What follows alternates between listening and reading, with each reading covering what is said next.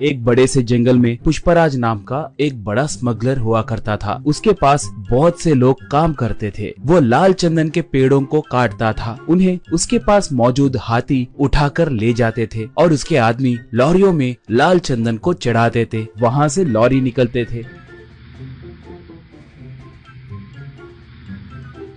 वहाँ पर चेकपोस्ट के पास मौजूद पुलिस वाले भी पुष्पराज के ही आदमी होने के कारण उनकी जांच करे बिना ही वो लोग लॉरियों को छोड़ देते थे। ऐसे उसके जुर्म का साम्राज्य बहुत फैला हुआ था। उसके पास गंगा नाम की एक हाथी थी। पुष्पराज को गंगा बहुत पसंद थी। उसे अच्छा खाना खिलाते हुए उसका बहुत ख्याल रखता था। वो भी पुष्पराज को अपने ऊपर बिठाकर घूमते रहती थी।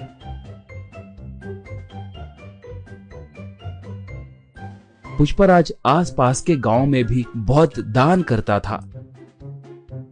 इसलिए अगर गांव में कभी कोई पुलिस की गाड़ी आती तो उस गांव में रहने वाले पुष्पराज के आदमी तुरंत पुष्पराज को फोन करके उसे जानकारी देते थे। इससे पुष्पराज सतर्क होकर जंगल में दूसरे इलाके को अपने आदमियों के साथ मिलके चला जाता था।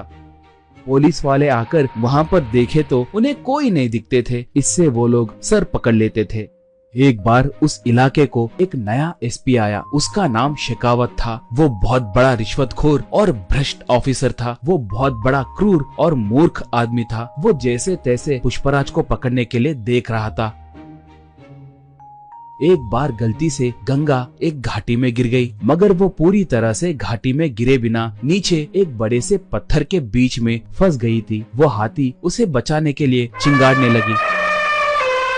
उसके चिंगाड़ को सुनकर पुष्पराज और उसके आदमी वहां पर आए। वो लोग गंगा को देखकर उसे कैसे बचाना है कहकर सोचने लगे। पुष्पराज तब, अरे इसे बचाने के लिए हमारी ताकत बस नहीं होगी। इसके लिए एक जेसीबी को लाना होगा। वो अब कहाँ पर होगा? उसे अब तुरंत लेकर आइए, कहा। एक तब, पुष्पा भाई, उस जेसीबी के मालिक का घर पुलिस स्टेशन के बिल्कुल बगल में ही है। हम अब उसके लिए गए तो बहुत खतरा होगा। पुलिस वाले हमें पकड़ सकते हैं। हम अब गंगा को छोड़ दिए तो ही अच्छा रहेगा। हमें वहाँ पर जाने के लिए हिम्मत नहीं है भाई, कहा। पुष्पराज उसे एक खींच के मारकर, गंगा के लिए मैं चाहे जितना भी दूर जा सकता हूँ। आप नहीं गए तो मैं ही जाकर उस जेसीबी को लाऊंगा। इसके अंदर आप लोग रस्सियों को तैयार करके रखना, कहा।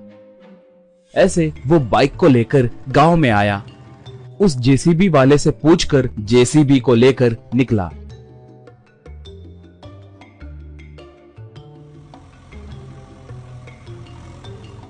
उसे देखकर एक पुलिस इंफॉर्मर शेखावत को फोन करके पूरी बात बताया। बस शेखावत तुरंत अपने जीप में निकला।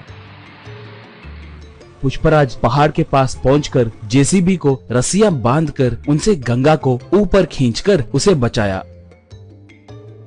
गंगा ऊपर आकर खुशी से चिंगाड़ने लगी। पुष्पराज को अपने सूंड से आशीर्वाद दी। इतने में शेखावत वहां पर आकर बंदूक से पुष्पराज पे निशाना साधा।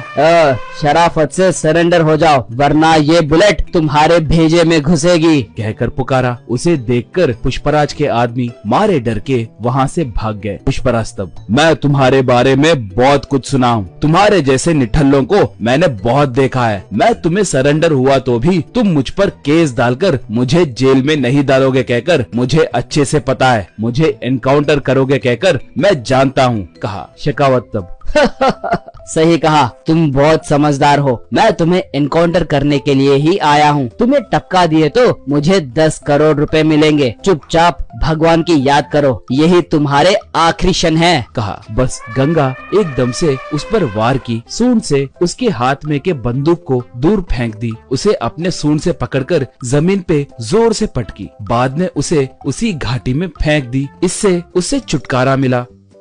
बाद में पुष्पराज गंगा को प्यार से चूमा।